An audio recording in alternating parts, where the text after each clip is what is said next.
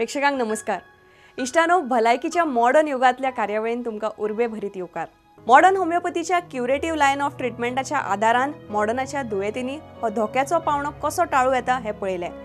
त्रास करपी गंभीर दुयेंसाचेर modern homeopathy आपल्या कितल्याशाच वर्साच्या संशोधनाच्या आदारान हजारांनी दुयेंतींक सामान्य जीवन जगपाक मजत करता.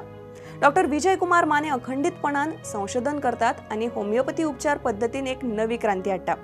उण्या खर्चान खर दुयेंसाक तोंड दिवन मॉडर्न होमिओपॅथी असंख्य पीडित आयज सामान्य जिवीत जगताना दिसतात. खर दुयेंसाविशीं जनजागृती करताना होमिओपॅथी उपचार पद्धती सगळ्या अर्थान कशी योग्य आसा हे लेगीत मुखार हाडपाचो उद्देश ह्या कार्यावळींतल्यान करता. वर्ल्ड हेल्थ ऑर्गनायझेशनान लिव्हर सिरोसिसा खातीर मरण येवपी लोकांच्या वाडट्या आंकड्याविशीं खर हुस्को परगटायला. देखून आमच्या प्रेक्षकांक ह्या कार्यावळीच्या माध्यमांतल्यान आव्हान करता की आमच्या ह्या समाज प्रबोधनात तुम्ही वांटेकार जायात. ही एका तरेची तुमची सामाजिक जबाबदारीच थारता. इष्टानो, भलायकीच्या मॉडर्न युग कार्यावळीन आयज सावन लिव्हर सिरोसिस ह्या गंभीर दुयेंसाचेर डॉक्टर विजय कुमार माने सरांचे खासा मार्गदर्शन तुमकां मेळटलें. लिव्हर सिरोसिस हे अतिशय घातक दुयेंस कळनासतना शरीरान पातळत असता. ताचे निदान जाय मेरेन दुयेंती सामको मरणाच्या दारान पाविल्लो असता. हालींच नामनेचे बॉलिवूड अभिनेते बिग बी हांणी लेगीत आपल्या लिव्हराची कार्यक्षमता उणी जाल्या अशें जाहीरपणान सांगिल्लें. कांय वर्सां पयलीं तांच्या शरीरान हेपेटायटीस ह्या जंतून संक्रमण केल्ल्यान तांच्या लिव्हराची कार्यक्षमता 75% उणी जाल्ल्याचे वैजकी तज्ञांक दिसून आयिल्लें. सांगपाचो तात्पर्य इतलोच की लिव्हर संबंधित दुयेंसाविशीं तुमी सामके सतर्क रावपाक जाय. आधुनिक जीवनशैलीक लागून तुमी स्वताच कळनासतना शरीराक लुकसाण करतात. हे तुमी टाळपाक जाय. समाज सुदृढ जावपाक जाय. पूण जिविताक वेडो घाल्ल्या ह्या खर आनी गंभीर दुयेंसाक आडावपाचें काम मॉडर्न होमिओपॅथी वरवीं कशें करतात हाचो प्रत्यक्ष अणभव लिव्हर सिरोसिस आनी मॉडर्न होमिओपॅथीच्या ह्या खासा कार्यावळींतल्यान तुमकां मेळटलो. तेन्ना लक्ष दियात आनी आयकयात मॉडर्न होमिओपॅथीची खासा कार्यावळ भलायकीचे मॉडर्न युग.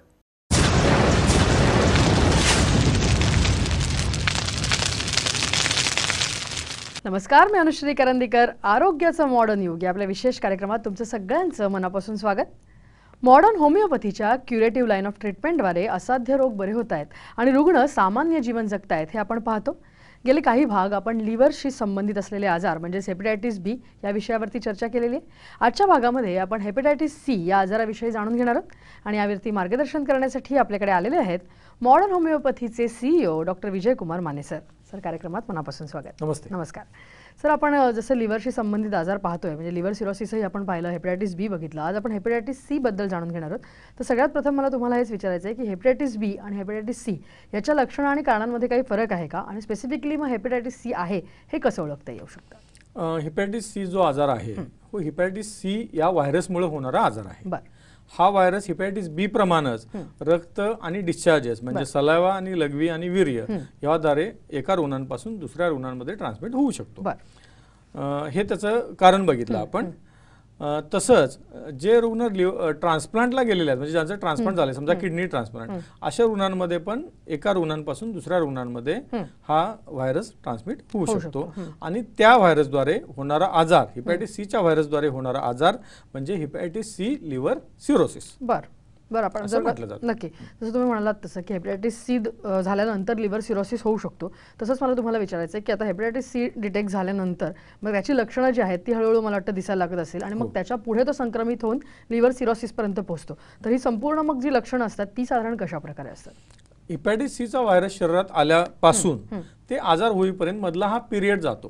तो पिरियड साधारणपणे 5 ते 10 वर्षात सुद्धा असू शकतो. त्याच्या आधी कधी तर त्याला ते ट्रान्समिशन आजार शरीरामध्ये व्हायरस आलेला असू शकतो. हा आजार जो आहे हा हेपेटायटिस सीच्या अँटी HCV नावाची टेस्ट आहे.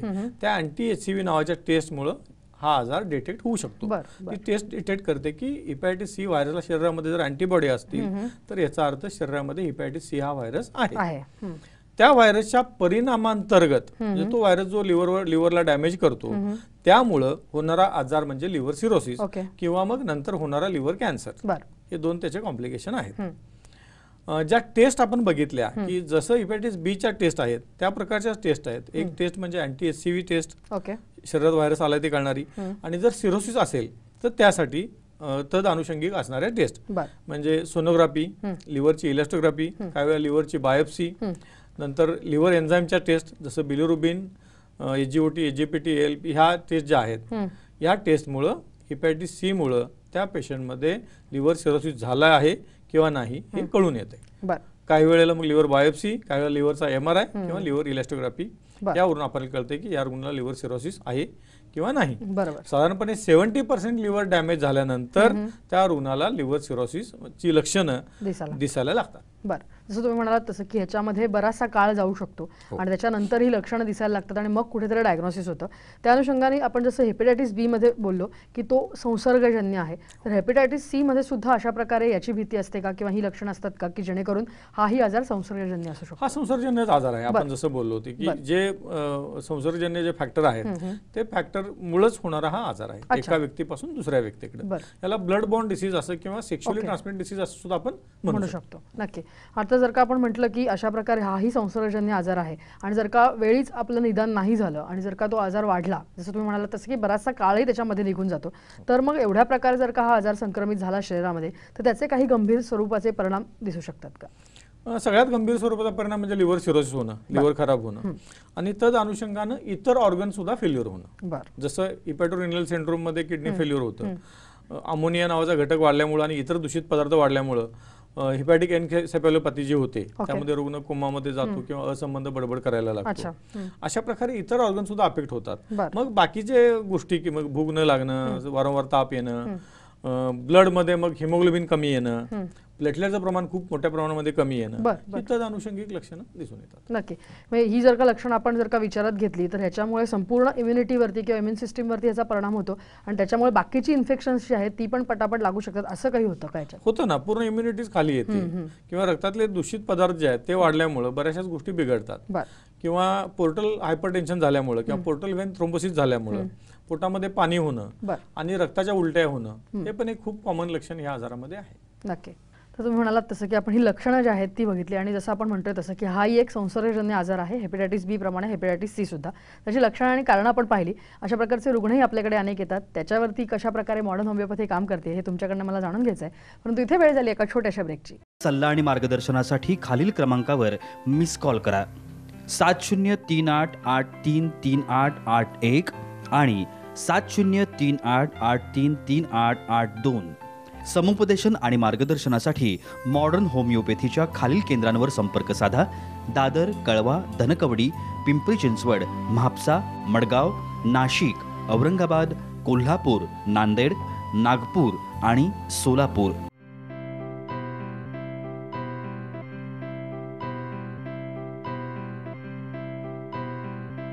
संपर्क क्रमांक 9730339009 आणि 9372728009. टोल फ्री क्रमांक 180012180009. Website modernhomeopathy.co.in. Email ID info@modernhomeopathy.co.in आणि kidneycureclinic@gmail.com.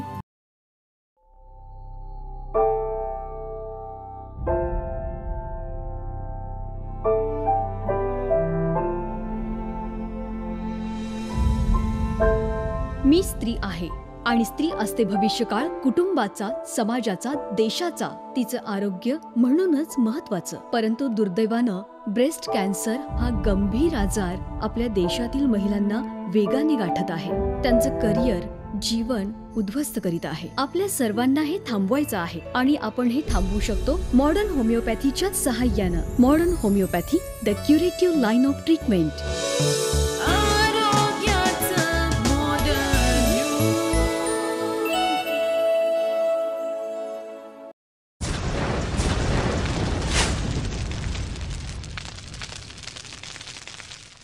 ब्रेकनंतर आरोग्याचं मॉडर्न युग या आपल्या विशेष कार्यक्रमात तुमचं सगळ्यांचं पुन्हा एकदा स्वागत. आपण हेपॅटायटिस सी या आजाराविषयी चर्चा करतोय. अशाच प्रकारे हा आजार असणाऱ्या सुनंदा जाधव म्हणून रुग्ण आहेत, त्यांचा अनुभव आपण त्यांच्या तोंडून ऐकणार आहोत. माझं नाव सुनंदा संभाजी जाधव.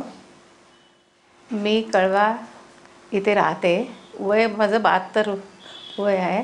मला जरा म्हणजे थोडं पोटामध्ये भरायचं, असं गॅस वगैरे झाल्यासारखं असं वाटायचं. एकदा मी गावाला गेले होते त्यावेळी माझ्या नाकातोंडातून रक्त फार गेलं. त्याच्यानंतर मग औषध वगैरे करून थोडं बरं वाटलं. आणि नंतर काय मी तपास केलेला नाही, डॉक्टरकडे गेलेली नाही.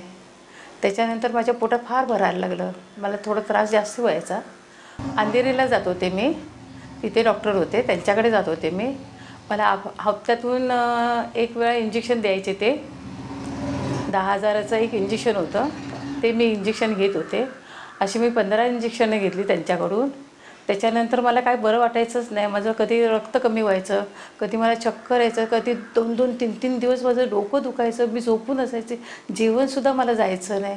अक्षरशः मी रडून दिवस काढायचे, मी पडूनच राहायचे, कोणाशी बोलायचे नाही, काय नाही. आणि एवढा त्रास झाला तर मला खाणं पिणं नाही, काय नाही, माझी माणसं कोण येतात आहे कोण नाही याचं मला काहीच भान नसायचं. मला असं का होते हेच, मला इंजेक्शन घेऊन मला आराम पाहिजे होता, तर आराम तर मुळीच नाही, परत मला जास्ती त्रास व्हायला लागला त्याचा. माझी आई सुनंदा जाधव, वय वर्ष 72. दर आठवड्याला तिला एक इंजेक्शन असायचं आणि त्याचा परिणाम असा झाला की त्या इंजेक्शनचा की ते इंजेक्शन दिलं की तिचं हिमोग्लोबिन कमी व्हायचं. हिमोग्लोबिन कमी झालं की आम्हाला तिला ब्लडच्या बाटल्या चढवायला लागायच्या. ब्लडच्या बाटल्या चढवल्या की परत इंजेक्शन द्यायला लागायचे. अक्षरशः तिच्या तोंडाला चव नाही, म्हणजे अन्न पाणी तिच्या घशात जात नव्हते. हे सगळं पूर्ण आजारी असल्यासारखी ती पेशंट दिसत होती आम्हाला. हिला हेपेटायटिस C झालेला आहे, तिचं लिव्हर 70% डॅमेज आहे, काही उपयोग होणार नाही, तुम्ही काही करू नका. जेमतेम यांचं वय आता म्हणजे 1-2.5 वर्ष त्या लाईफ जगू शकतील. त्यामुळे तुम्ही त्यांना त्यांच्यासाठी एक खाणं पिणं काय असेल ते करा. त्यांना गाडी घेऊन त्यांना मस्तपैकी फिरायला घेऊन जा आणि त्यांचं लाईफ त्यांना जगून दे. हां, एवढंच ह्या आजाराचं आम्हाला त्यांनी निदान आणि त्याचं एक उपचार सांगितला, त्याच्या पलीकडे आम्हाला काहीच नाही. आम्हाला असं वाटलं की आम्ही उगीच ॲलोपॅथिक औषध चालू केलं आणि त्यानंतर मग मी डॉक्टर विजय माने यांच्या मॉडर्न होमिओपॅथिक क्लिनिकमध्ये आले आणि डॉक्टरांना आईच्या आजाराचं जे सविस्तर आहे ते निदान केलं. आणि त्याच्यानंतर डॉक्टरांनी मला आईला न भेटता त्या आजाराचं निदान सांगितलं आणि मला सांगितलं इकडचे औषधं चालू कर, बघ आईला या 2 महिन्यातच तुला बरं वाटेल म्हणून. आणि त्याच्यानंतर मला वाटतं नोव्हेंबरपासून आम्ही त्यांचं औषध स्टार्ट केलं. औषध स्टार्ट केल्यानंतर आम्हाला 2 महिन्यातच त्यांचा अनुभव चांगला आला. मुळात म्हणजे जे ती तिच्या तोंडात म्हणजे अन्नपाणी जे जात नव्हतं ते पहिलं आधी तिला जेवण व्यवस्थित जायला लागलं. तिची भूक एवढी वाढली की आम्हीच हसायचो की अगं आई एवढं कशाला जेवतेस म्हणून. खूप हसायचो आम्ही, अगं किती खाते आता बस झालं म्हणून असं बोलायचो आम्ही. नंतर मग हळूहळू तिच्या म्हणजे पूर्ण बॉडीमध्ये सुधारणा होत आली, हे आम्हाला पण दिसत होतं. तिचं जे ॲलोपॅथिक जेव्हा औषध आम्ही चालू केलं तर तिचं वजन 50 किलो होतं. त्याच्यानंतर आम्ही बघितलं वजन तिचं 60 किलो वजन, 2 महिन्यात 60 किलो वजन झालेलं. आणि त्याच्यानंतर मग आम्ही ते औषध चालू केलं आणि मला वाटतं आज आई माझी पूर्णपणे खूप म्हणजे तिची जी ट्रीटमेंट आम्ही आज 1.5 वर्ष चालू ठेवलेली आहे ती आज पूर्ण त्या होमिओपॅथिक औषधामुळे आज पूर्णपणे बरी आहे. जानेवारीमध्ये आम्ही रिपोर्ट काढले, डॉक्टर त्याच्या आधीही रिपोर्ट काढले होते, पण जानेवारीमध्ये जेव्हा रिपोर्ट काढले त्याच्यामध्ये आम्हाला जो 70% लिव्हर डॅमेज होतं तो 60% लिव्हर डॅमेज आम्हाला दिसला. आणि आत्ताचे रिपोर्ट पण आता मी काढलेले आहेत, ते पण खूप नॉर्मल आणि खूप छान आलेले आहेत. जेव्हा आम्ही त्या क्लिनिकमध्ये जाऊन सुद्धा विचारले त्यामुळे नाही रिपोर्ट खूप चांगले आहेत. या औषधाने तर साईड इफेक्ट काही जाणवून आला नाही आहे, काही म्हणजे काही नाही. उलट तिला भूक लागणं, तिला म्हणजे चेहऱ्यावर तरतरी वगैरे हे खूप म्हणजे पूर्ण तिची स्किन वगैरे आहे ना ॲलोपॅथिक औषधनी पूर्ण अशी गळाल्यासारखी झालेली होती. एखादं एकदम पोक्त म्हातारी आणि म्हणजे याच्यासाठी ती स्किन अशी गळून पूर्ण अशी म्हणजे हे होते ना पाणी सुकल्यावर कसं होतं तशी झालेली होती. पण नंतर जेव्हा हे होमिओपॅथिक औषध चालू केलं आणि त्याच्यानंतर तिची स्किन, परत तिला भूक, तिला चालणं वगैरे हे एवढं व्यवस्थित, मुळात म्हणजे तिला झोप जी लागत नव्हती ती झोप व्यवस्थित यायला लागली. तिचं डोकं दुखायचं ते डोकंही दुखणं थांबलं तिचं. औषध घेण्याची पद्धत एकदम सोपी आहे. इतर पेशंटला मी हाच सल्ला देईन की तुम्हाला जर हा आजार झाला मॉडर्न होमिओपॅथिकला जरूर भेट द्या आणि तुमचं आयुष्य तुम्ही वाढवा. काय त्रास होणार नाही आणि इतर त्रास कसलंच होत नाही त्यांच्या औषधाने, तुम्हाला बरं वाटेल एवढं सल्ला देईन मी. तर आपण पाहिलं की कशा प्रकारे ही संपूर्ण केस होती आणि कशा प्रकारे एवढ्या मोठ्या वयामध्ये सुद्धा मॉडर्न होमिओपॅथीच्या द्वारे एक सामान्य जीवन आता त्या जगू शकतात, या आजारातनं पूर्णपणे मुक्त झालेले आहेत. ही संपूर्ण केस कशा प्रकारे हँडल झालेली आहे तेही आपण ऐकणार आहोत, परंतु इथे वेळ झाली एका छोट्याशा ब्रेकची. सल्ला आणि मार्गदर्शनासाठी खालील क्रमांकावर मिस कॉल करा 7038833881 आणि 7038833882. समुपदेशन आणि मार्गदर्शनासाठी मॉडर्न होमिओपॅथीच्या खालील केंद्रांवर संपर्क साधा. दादर, कळवा, धनकवडी, पिंपरी चिंचवड, म्हापसा, मडगाव, नाशिक, औरंगाबाद, कोल्हापूर, नांदेड, नागपूर आणि सोलापूर.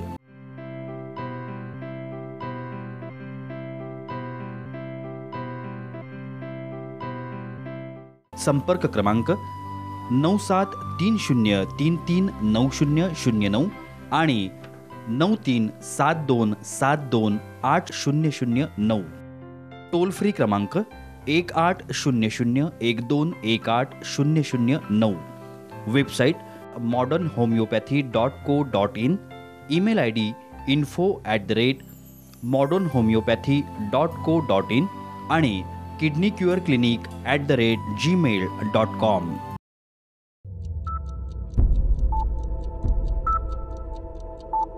जन्म आणि मृत्यू या दोन बिंदूंमधील अंतर म्हणजे जीवन होय.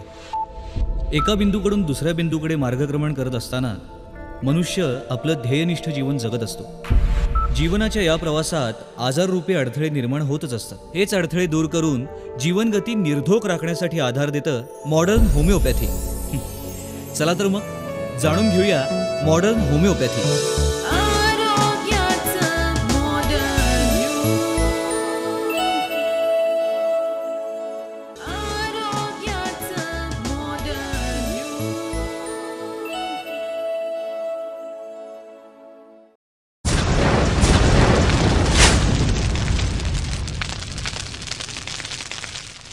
ब्रेकनंतर आरोग्याचं मॉडर्न योग या आपल्या विशेष कार्यक्रमात तुमचं सगळ्यांचं पुन्हा एकदा स्वागत. असं ब्रेकवर जाण्यापूर्वी आपण सुनंदा जाधव यांचा अनुभव ऐकला होता आणि कशा प्रकारे ही संपूर्ण केस होती ही त्यांच्याकडून आपण ऐकलेली आहे. काय सांगाल ह्या केसविषयी? सुनंदा जाधव ह्या ज्या पेशंट आहेत ह्या खूप वयस्कर आहेत. 72 वर्ष त्यांचं वय होतं ज्यावेळेला आपल्याकडे आल्या. त्यांना साधारणपणे एप्रिल 2014 मध्ये आजाराची डायग्नोसिस झालं. हेपॅटायटिस सी नावाचा आजार त्यांना झालेला आहे आणि नोव्हेंबर 2014ला त्यांची ट्रीटमेंट आपल्याकडे चालू झाली.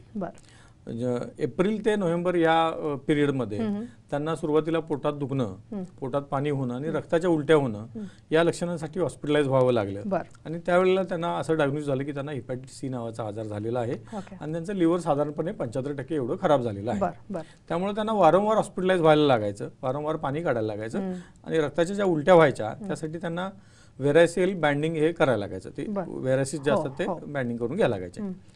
अशा केसमध्ये, अशा कंडिशनमध्ये त्या आपल्याकडे नोव्हेंबर 2014ला अप्रोच झाल्या आणि आपण ट्रीटमेंट चालू केली. आपली ट्रीटमेंट चालू झाल्यानंतर त्यांना पहिल्या 1-2 महिन्यामध्येच आराम मिळत गेला. 2 महिन्यानंतर पोटातलं पाणी आज तागायत पुन्हा कधीही काढावं लागलं नाही. रक्ताच्या उलट्या पण 2 महिन्यानंतर, 2 महिन्याच्या ट्रीटमेंट नंतर बंद झाल्या. जानेवारी 16चे जे सगळे रिपोर्ट आहेत त्यांचे ते पूर्णपणाने नॉर्मल आहेत आणि आता त्या नॉर्मल आयुष्य जगतात.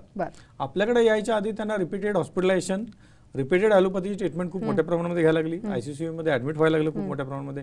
या सगळ्या गोष्टी नोव्हेंबर 2014 पासून थांबलेल्या आहेत. त्या आज तागायत थांबलेल्या आहेत आणि त्या नॉर्मल आयुष्य जगतात. म्हणजे त्याची सगळी कामं आपण जसं आधी बोललो त्याप्रमाणे क्वालिटी ऑफ लाईफ हे त्यांना मिळालेलं आहे आणि त्यांना बोनस लाईफ पुढचं जे आहे ते मिळालेलं आहे, ते चांगलं मिळालेलं आहे. नक्की. तर सर, आपण बघितलं की हेपॅटायटिस सीचं निदान झालंय, लिव्हर सिरोसिस झालंय आणि तुम्ही म्हणालात तसं की बऱ्याचशा ऑर्गनवरती त्याचा इफेक्ट होतो. मग ह्याच्यामध्ये जर का किडनी फेल्युअरही झालं असेल तर कन्व्हेन्शनल उपचार पद्धतीमध्ये डायलिसिसचा सल्ला दिला जातो. तर मग अशा वेळेला आपली उपचार पद्धती जर का लागू केली मॉडर्न होमिओपॅथीची तर ती मग सगळ्यावरतीच मात करते का? म्हणजे अगदी डायलिसिस सुद्धा बंद होऊ शकतं का? हो. हिपॅटोरेनल सिंड्रोम ज्यावेळेला पेशंटला होईल ज्यावेळेला त्याचा युरिया खूप प्रमाणामध्ये वाढेल, क्रिएटिन वाढेल आणि बऱ्याच वेळेला रिनल शटडाऊन व्हायचा पण धोका असतो. म्हणजे किडनी पूर्णच काम करायची बंद होते. अशा वेळेला रुग्णाला डायलिसिस केलं जातं कन्व्हेन्शनल उपचार पद्धतीमुळे. आपल्या उपचार पद्धतीमुळे जसं लिव्हर काम करेल त्याप्रमाणे किडनी पण काम करावी लागते. जसं अगोदर आपण किडनीचे पण बरेचसे भाग केलेले आहेत. आपल्या उपचारामुळे काय होतं ते रुग्णाचं डायलिसिस बंद होते आपण बघितलेलं आहे. तसं या आजारामध्ये सुद्धा हिपॅटोरेनल सिंड्रोम मध्ये जसं लिव्हर काम करायला लागेल तसं किडनी पण काम करते. त्याचं युरिया आणि क्रिएटिन लेवल कमी होते आणि रुग्णाचं डायलिसिस बंद होऊन जातं आणि आपल्या उपचारामुळे लिव्हर पण मग काम करायला लागतं. सगळे क्रायटेरिया जे आहेत ते रिव्हर्स व्हायला लागतात. जे एन्झाईम्स वाढलेले आहेत ते कमी व्हायला लागतात आणि रुग्ण सामान्य आयुष्य जगू शकतो. टुवर्ड्स नॉर्मल्सी ऑफ लाईफ तो जातो. नक्की. जसं आपण आत्ता म्हटलं की आपण आत्ता जे बघितलं ते किडनी फेल्युअरचं बघितलं. आपण जसं मागच्याही भागात बोललो होतो की अशा प्रकारे हा हेपेटायटिस बी किंवा सी ह्याच्यासारखे आजार झाले आणि जर त्याच्याकडे वेळीच लक्ष दिलं गेलं नाही आणि उपचार योग्य वेळेला जर का झाले नाहीत तर तो म्हणजे अगदी खूप मोठ्या प्रमाणावर गांभीर्याने मल्टिपल ऑर्गन फेल्युअर मला त्याच्याकडेच जायचंय की मल्टिपल ऑर्गन जर फेल्युअर असेल तर अशा वेळेला सुद्धा आपली मॉडर्न होमिओपॅथी पूर्ण उपयोगी ठरते आणि ती कशा प्रकारे मग? जसं मी बघितलं की प्रामुख्यानं लिव्हर सिरोसिस मध्ये किंवा हेपॅटायटिस सी किंवा हेपॅटायटिस बी मध्ये मल्टिपल ऑर्गन फेल्युअर कधी होतंय की लिव्हरचे एन्झाईम्स खूप वाढले आणि लिव्हरचा टॉक्सिक इफेक्टच्या एन्झाईमचा होतो सगळ्या शरीरावर. त्यामुळे मग ब्रेन, लिव्हर तर अगोदरच खराब झालेला आहे, किडनीज किंवा श्वसनाला पण त्रास होतो किंवा छातीमध्ये पाणी होतं. अशा प्रकारे मल्टिपल ऑर्गन जे आहेत ते फेल्युअर होतात. आपल्या ट्रीटमेंटमुळे लिव्हर काम करायला लागलं की त्या सगळ्या ऑर्गनमध्ये पण मग सुधारणा व्हायला लागते. इव्हन आपण आधी बघितलं की कोमामधले रुग्ण पण आपल्या ट्रीटमेंटमुळे बाहेर आलेले आहेत, जागे झालेले, त्यांनी नॉर्मल लाईफ जगतात. त्यांचे जे अमोनिया वाढेल असतो, प्लाझ्मा अमोनिया नावाचा घटक जो आहे तो खूप मोठ्या प्रमाणामध्ये वाढतो, तो पूर्ण नॉर्मल येतो काही महिन्याच्या उपचारानंतर. किडनीमध्ये जे हे वाढले असतात क्रिएटिन आणि युरिया ते कमी येतं. छातीमध्ये झालेलं प्युअरल इफ्युजन किंवा पाणी हे नाहीसं होतं, पोटामधलं पाणी नाहीसं होतं आणि पेशंट हा टुवर्ड्स नॉर्मलसी येतो. म्हणजे इतक्या मल्टिपल ऑर्गन फेल्युअर मध्ये सुद्धा आपण बऱ्याच वेळा रुग्णाला त्या क्रिटिकल कंडिशन मधनं ओपीडी बेसिस ट्रीटमेंट मधून बाहेर काढू शकतो. पण काही वेळेला समजा जर गरज असेल तर त्याला ऑक्सिजन लावणं किंवा व्हेंटिलेटर ठेवणं या गोष्टी आणि अलॉंग विथ आवर मेडिसिन आपण करावे लागतील खूप क्रिटिकल असेल तर. नक्की. आपण बघितलं तसं की बऱ्याच वेळेला ओपीडी बेसिसवरची जी आपली ट्रीटमेंट आहे ती उपयुक्त ठरते, परंतु काही काही वेळेला कन्व्हेन्शनल उपचार पद्धती सुरू ठेवून सुद्धा आपण आपली ट्रीटमेंट घेऊ शकतो. म्हणजे त्याच्यामध्ये पेशंट्सना काही प्रॉब्लेम होण्याचा संबंध नाही. दोन्ही ट्रीटमेंट आपल्या उपचारामध्ये आणि कन्व्हेन्शनल उपचारामध्ये कुठल्याही प्रकारचं कॉन्ट्रोवर्शियल काही हे होत नाही. बरं, पेशंटला दोन्ही ट्रीटमेंटनी मला वाटतं फायदाच होतो. आणि या दृष्टिकोनात जर का त्यांनी पुढे मॉडर्न होमिओपॅथीची ट्रीटमेंट सुरू ठेवली तर मला वाटतं जे रिलॅप्स होण्याचे चान्सेस असतात किंवा आणखीन तो प्रादुर्भाव वाढण्याचे चान्सेस असतात ते कुठेतरी मला वाटतं नक्की कमी होतात आणि रुग्ण त्यातून पूर्णपणाने बाहेर याची शक्यता खूप वाढते. नक्की. आपण जसं बघितलं जसं की हेपेटायटिस सी हा सुद्धा हेपेटायटिस बी सारखा संसर्गजन्य आजार जर का आहे तर मग अशा वेळेला त्याच्याही काही वेगळ्या टेस्ट असतात का हेपेटायटिस सीच्या, त्या काही करायला लागतात का? यातली मुख्यतः टेस्ट आहे ती अँटी HCV नावाची टेस्ट आहे. त्या टेस्टवरून कळते की त्याला हेपेटायटिस सीचं लागण झालेलं आहे की नाही, आजाराची लागण. आणि मग बाकीच्या टेस्ट ज्या आहेत त्या सगळ्या सिरोसिसमध्ये म्हणजे सगळ्या हेपेटायटिसमध्ये कॉमनच आहेत की जसं सोनोग्राफी करणं, छातीचा एक्सरे करणं, लिव्हर इलेस्टोग्राफी करणं, लिव्हरचा MRI किंवा CT स्कॅन करणं आणि लिव्हरच्या एन्झाईमच्या टेस्ट करणं ज्याला लिव्हर फंक्शन टेस्ट असं म्हटलं जातं आणि CBCE टेस्ट. या टेस्टद्वारे आपल्याला निदान होते की या रुग्णाला लिव्हर सिरोसिस नावाचा आजार झालेला आहे आणि कशामुळे झालेला आहे तर तो अँटी HCV टेस्ट पॉझिटिव्ह असल्यामुळे तो हेपॅटायटिस सी मुळे झालेला आहे असं आपण निष्कर्ष काढू. नक्की. मला एवढंच विचारायचं तुम्हाला की ह्याच्यावरती सुद्धा काही वॅक्सिन आता अवेलेबल आहे का हेपॅटायटिस सी वरती जर विचारलं? हेपॅटायटिस सी वरती वॅक्सिनेशन ॲज सच असं काही अवेलेबल नाही आहे, पण ट्रीटमेंट कन्व्हेन्शनल उपचार पद्धतीमध्ये उपचार होतात. बरं, नक्की. म्हणजे जरी प्रिव्हेंटिव्ह नसलं तरी आपण जसं म्हणतो तसं की मॉडर्न होमिओपॅथीच्या द्वारे हा आजार संपूर्णपणे मुळापासून आपण बरा करणं शक्य आहे आणि मला वाटतं आपण रुग्णांच्या अनुभवातनं ते ऐकलेलंच आहे. मला वाटतं हेपॅटायटिस सी वरती आज आपण चर्चा केलेली आहे आणि या विषयावरती तुम्ही इथे एवढं छान मार्गदर्शन केलं त्याबद्दल धन्यवाद. या विषयासह आरोग्याचं मॉडर्न युग या आमच्या कार्यक्रमात इथेच थांबतोय. नमस्कार. सल्ला आणि मार्गदर्शनासाठी खालील क्रमांकावर मिस कॉल करा 7038833881 आणि 7038833882. समुपदेशन आणि मार्गदर्शनासाठी मॉडर्न होमिओपॅथीच्या खालील केंद्रांवर संपर्क साधा. दादर, कळवा, धनकवडी, पिंपरी चिंचवड, म्हापसा, मडगाव, नाशिक, औरंगाबाद, कोल्हापूर, नांदेड, नागपूर आणि सोलापूर.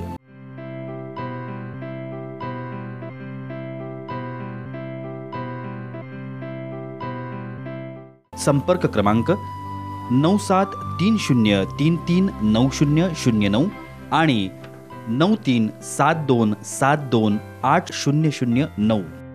टोल फ्री क्रमांक 180012180009. Website modernhomeopathy.co.in. Email ID info@modernhomeopathy.co.in आणि kidneycureclinic@gmail.com.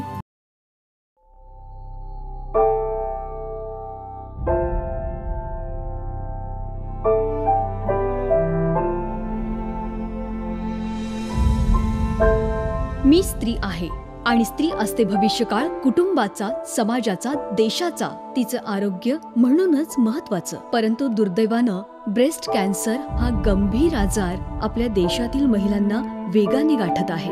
त्यांचं करिअर, जीवन उद्ध्वस्त करीत आहे. आपल्या सर्वांना हे थांबवायचं आहे आणि आपण हे थांबवू शकतो मॉडर्न होमिओपॅथीच्या सहाय्यानं. Modern homeopathy, the curative line of treatment.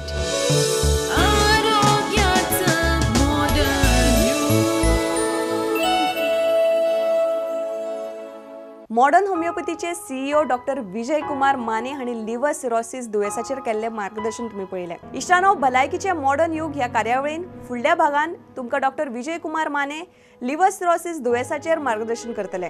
तेन्ना खर दुयेस आनी ताचे वेले मॉडर्न होमिओपॅथीचे उपचार हाचे खातीर पळयत रावात भलायकीचे मॉडर्न युग.